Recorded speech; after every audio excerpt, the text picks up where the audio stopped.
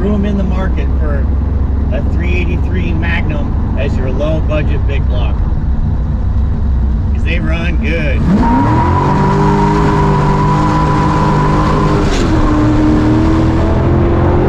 Jump in this thing and see what it'll do.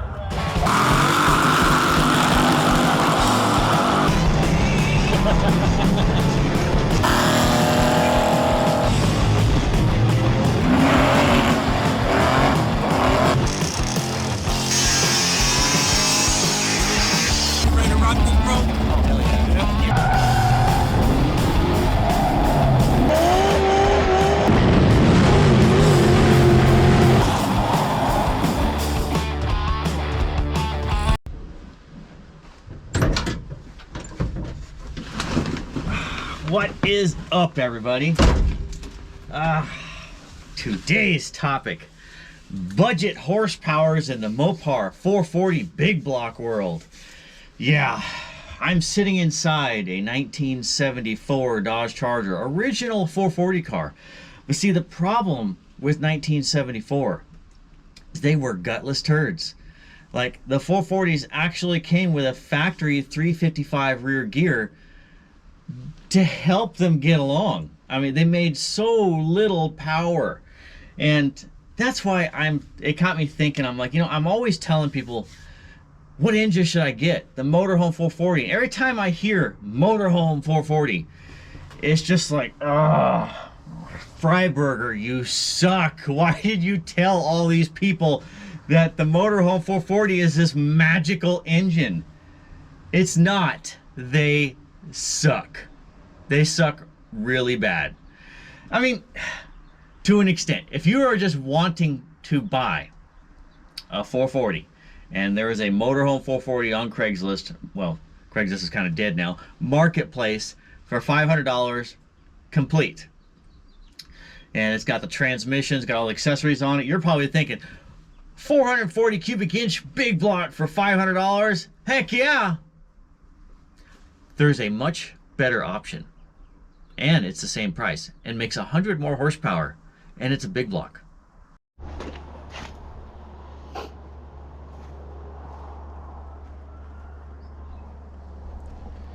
Yeah, I actually kind of like this 74 440 Charger, and this has the notorious motorhome 440. Now, it's not really a motorhome motor. This is actually a 1976 440 truck motor, but they're the same thing. They both have pathetic compression, crappy cylinder heads, itty-bitty camshaft. They both have the cast crank with the heavy counterweighted balancer, and you have to run a counterweighted flex plate. And you can't use any of the accessories, and you can't use the transmission from an actual motorhome engine. So the accessories are different, and the transmission's entirely different. Like, it has a yoke at the end of it. So actually there was a drum brake setup back there to help slow the dang pigs down. So they don't have the extended tail shaft. So those transmissions from a motorhome will not work. The accessories will not work, and so you're stuck with a 225 horsepower 440, which is ungood. Now, this engine did push this car to a 13.2 at Tucson Dragway, which it was 100 and something degrees, and the DA level was like 5,500 feet. So you're thinking, motorhome 440 13.2, that's pretty dang good in this whole heavy 74 Charger. It did have a fender on it and the rest of the stuff when we drove it. Although I un-motorhomed this engine. This has 1970 pistons in it, and it has 915 closed chamber heads on it. Now, 915 is the last 3 digits of the casting number, and what it is, it's a smaller combustion chamber, which smaller combustion chamber, when that piston comes up, gives you bigger boom. So, and since I have 1970 pistons in it, the top of the piston sits higher than a motorhome engine, which sits lower. So you get more quench from the piston, smaller combustion chamber from the top, bigger bang, and this engine runs really well. And it has a tiny camshaft, 227 at 50 with 490 lift. So you take that cam, the compression, and the cylinder heads, and that pushed this pig to a 13.2. And that was all super budget. No machine work required whatsoever, not even any balancing. All I did was take 1970 pistons and I weight matched my 1970 pistons to the motorhome pistons I pulled out. And when I weight matched them, I also weight matched all of them the exact same weight. And I took the lightest piston to start with from the motorhome engine. And that all worked really well. This engine idles and revs so smooth. Anyways, so I have un-440'd that motorhome engine, and that's the only reason this car runs as good as it does. Now, the interwebs and the TV, you know, especially Freiburger, really pushes the motorhome 440, which I hate that. There are so much better options than the motorhome 440. Actually, there is one much better option. I'll show you.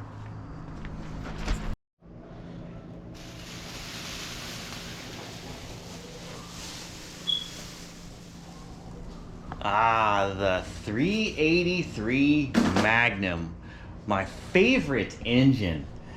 Although there is a better option, but it's harder to find, and we're going to skip that for right now, which is a Chrysler 400. Everybody knows what those are. They're more expensive, and they only made them for a couple years. But the readily available and cheap to buy, because everybody overlooks them, as in they're told you want the motorhome 440. But you can find these Chrysler 383s dirt cheap all over the interwebs, Marketplace, Facebook, even Craigslist, swap meets, you know, yards, whatever. They're cheap because people are told they don't want them. I am here to tell you you do. The Chrysler 383 not only is 20 pounds lighter because it has a shorter deck height. So from the center of the crank to the top of the deck is 9.98, I think. And on a 440, it is 10.5, 10.57.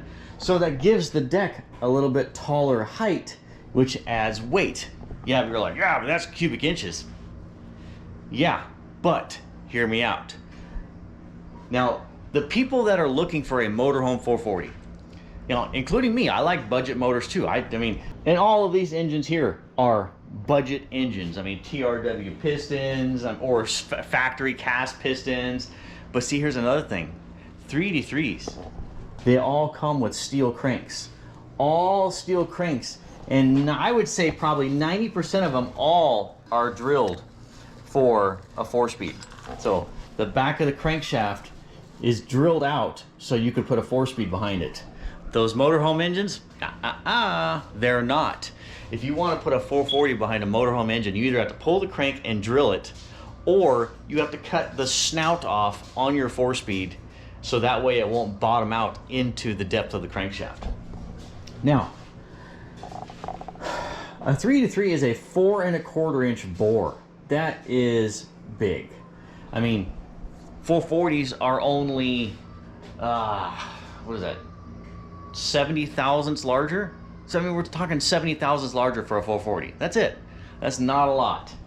Now, the 400s, those are like 20 thousandths even bigger than a 440.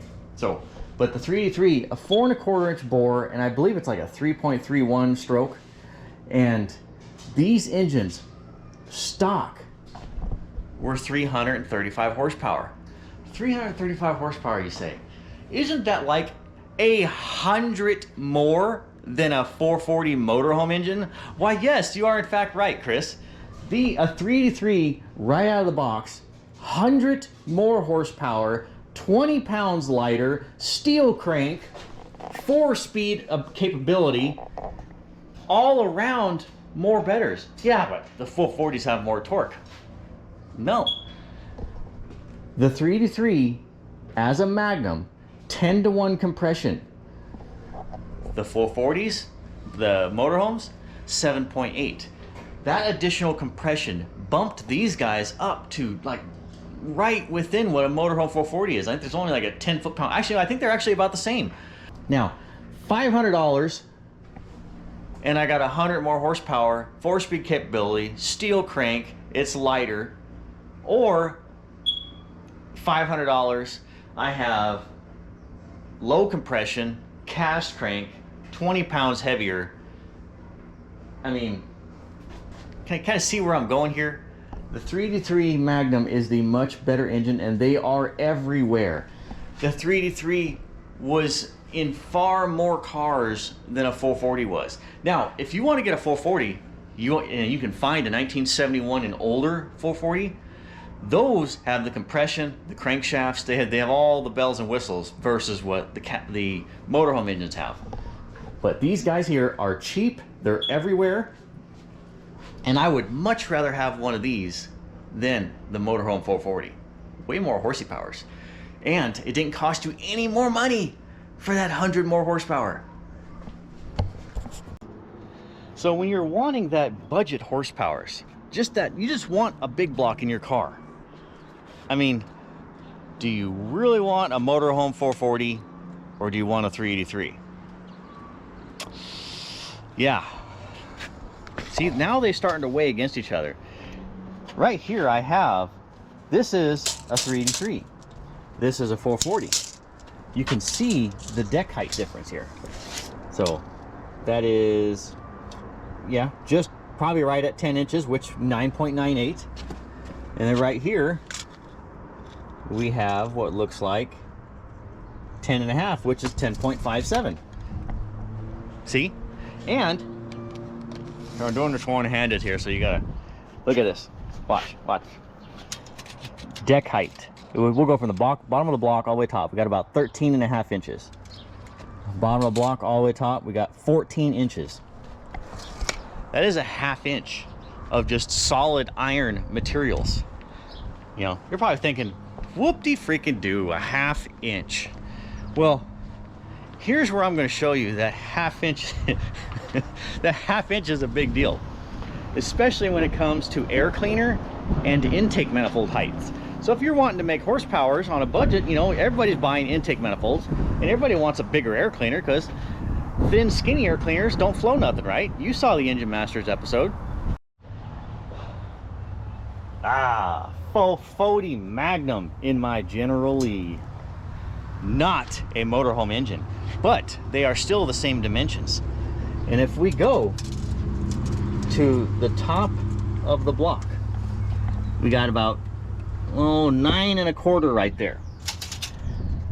Now, and that's on the top of the fenders.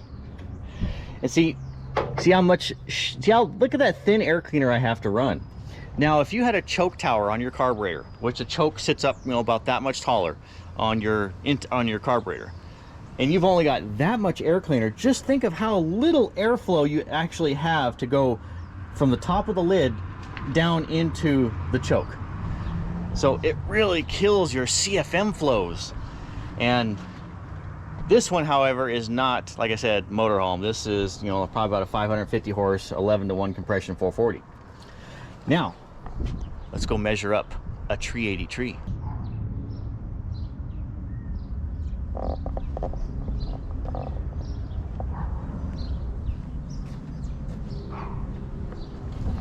Ah, Patina, the bestest car in my fleet.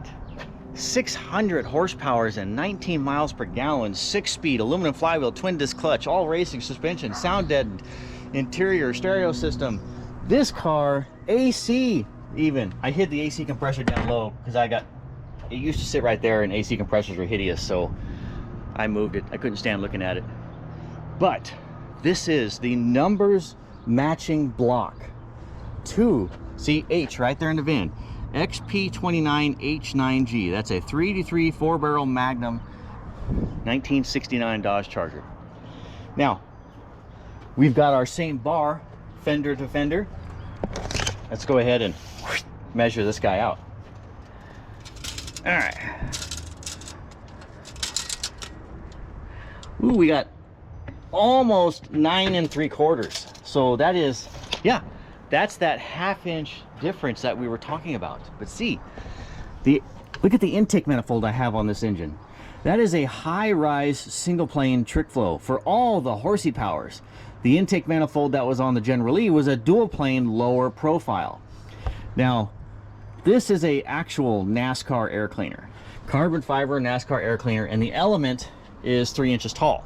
It's a low profile air cleaner, but it has a tall element inside of it. It has a drop base to it. And you know, I've got cold air that goes to my cowl, and you know, like all my intake for the air cleaner is through right here. But that's not the topic. This engine is lighter, way lighter than a 440. Now, this engine here has been stroked out. This is no longer a 383. Yeah, because you're probably thinking 600 horsepower out of a 383. Man, that thing must be really stout. No, this engine's really tame. It only has a 237 242 hydraulic roller cam. It's 11-to-1 compression, but it is now 4 1/4 stroke. So it's 4 1/4 inch bore. Well, it's 30 over, so what is that, 4 280? So it's 4 280 bore. We'll just call it 4 1/4, make things simple. 4 1/4, 4 1/4, 4 1/4 bore, 4 1/4 stroke. So this is a square engine. This is a torquey beast. 489 cubic inches of fury, and this thing still gets 19 miles per gallon. Bullshit! I'm serious, it really does.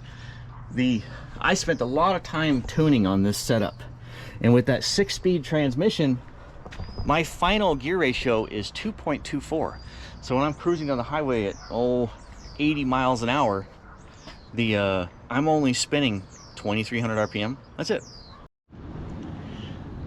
Now, really the only downside to a 383 is headers. Now, the headers actually fit nicer to the car because the headers are closer to the headers don't spread out as far because there's not as much V, you know, in the block. So the headers are away from the torsion bar. But see, I like cars that sit lower, you know, lower stance. And since the entire cylinder head does sit lower, your headers are going to hang about a 1/2 inch lower as well. Now, not a huge deal, but I have that issue with this car, and eventually I'm going to make some headers to tuck the headers up tighter to the body, because speed bumps suck. You know, every once in a while you'll drag a speed bump. I still like my little old motorhome 440, but it's kind of not motorhome no more. But what would you rather have? So yes, you'll have 440 cubic inches over 383 cubic inches. But out of if you're just a budget guy and you're just like, you know what, I just want to put a big block in my car, have some fun, you know, and have that big block power. Well, saying you have a motorhome 440 is kind of a letdown on the power. 225 horsepower, really? And we're just talking, hey, you pull it out of a motorhome and you put it in your car, your truck, whatever. Oh, that's another thing. You want a motorhome 440? Well, they will practically give you the entire motorhome. Nobody wants them. I mean, I've seen several motorhomes on the side of the highway, or not side of the highway, but on a side street. Somebody has pulled the engine out of it and just left the motorhome there because recyclers won't take them. And if you did pluck the engine out of it, engine, transmission, well, the transmission you can't use, so you might as well just leave it in the motorhome. And the accessories you can't use, so you might as well throw those away. So you're stuck with a 225 horsepower, 440 cubic inch engine that makes 460 foot-pounds of torque. It's a tow truck engine. It's not fast. It doesn't sound good. It's for a motorhome. The definition, motorhome. Now the 383. Okay, you can run just right out of the box. It has a better intake manifold. It has better cylinder heads. It has more compression. It has a steel crank. It has shorter stroke, so you can buzz the crap out of it. So, I mean, it's a muscle car. You want to buzz the shit out of it, right? You can spin more RPM. It makes 100 more horsepower. And you can use all the accessories on the front of that engine, and you can use the transmission. And those engine transmission combinations are all over marketplace for like $500 to $1,000, same as the motorhome 440s. So why would you spend the same money for less power, more weight, when you can spend the exact same monies on more power, less weight? So I don't know. To me, I just see zero gain with a motorhome 440 unless you did what I did here. They're on low mileage motorhome engines. The bores are really nice, so you can take higher compression 440 pistons and plop them in the block without any machine work. Then you can put an intake manifold on, and then you've got a nice thing. Like this engine right here made 428 horsepower and 480 something foot-pounds of torque. I can't remember exactly what the torque was, but it was 428 horsepower and it was over 480 torque. And it runs good. It's a good running little engine. And it's just simple, tiny cam, you know, 10.5 to 1 compression, cast crank 440. So anyway, those are my thoughts. I just do not agree with the whole motorhome 440 trend. It needs to be 383 Magnum trend. It's just far better for the money, and it's lighter, and you can run better stuff under a stock hood. Put you back to sleep. There we go. So, you know, whether you want the motorhome 440 for some torque cruising, or you just want the 383 for that little bit of horsepower and slightly less torque, I still think there's room in the market for a 383 Magnum as your low budget big block, because they run good.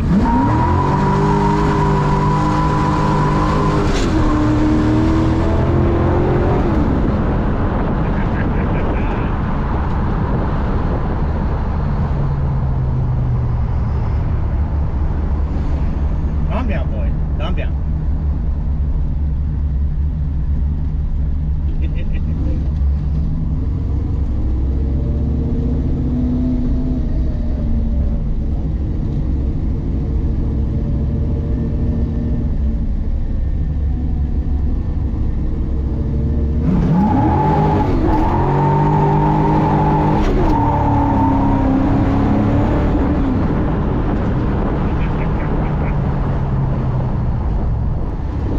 You know what? I forgot to uncork the headers. Aha, there we go. Let's do that again, shall we?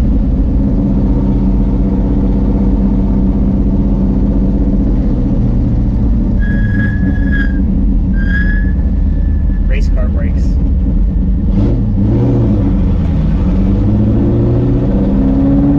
Chitty chitty bang bang.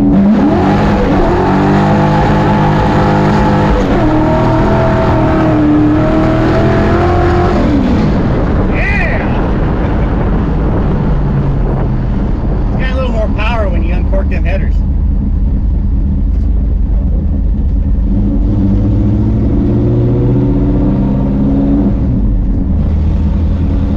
Stealth mode. AC on.